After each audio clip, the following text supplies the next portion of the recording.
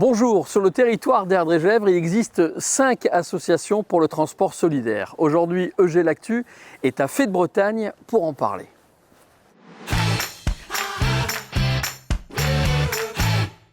Alors Daniel, pourquoi est-ce que vous êtes devenu conducteur bénévole? Avant, j'étais agriculteur, donc j'ai pris ma retraite début 2016. Comme j'avais du temps libre, la première fois de ma vie, je me suis dit se mettre au service bénévolement auprès d'associations, d'organismes me convenait.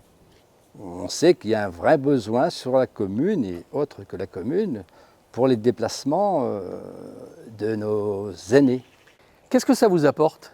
J'ai l'impression d'avoir rendu service à des personnes qui sont vraiment dans le besoin. Quels sont les critères pour être conducteur bénévole?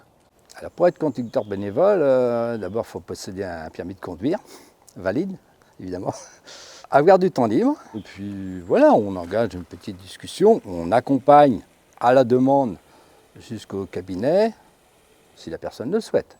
Armelle, comment est-ce que vous avez eu connaissance du transport solidaire? Eh bien, c'est un petit peu le bouche à oreille. J'avais une voisine qui en avait profité il y a quelque temps et puis qui se trouvait bien de ce système. Et puis, on avait dû trouver des flyers à la mairie ou des choses comme ça qui nous mettaient au courant aussi, oui. Comment est-ce que vous vous êtes inscrite?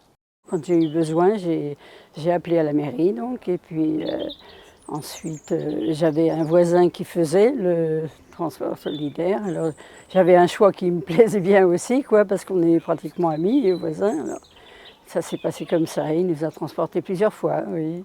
Et au quotidien, ça marche comment? Quand je sais que j'ai un rendez-vous sur Nantes ou autre, j'appelle à la mairie, Julie, et qui m'inscrit. Et je souligne que je connais un voisin que j'aimerais bien voir. Ouais. Et elle dit, s'il est libre, je vais le contacter. Et puis, ça va être possible qu'il vous transporte. Alors, c'est ce qui s'est passé il y a 2 jours encore, là, oui.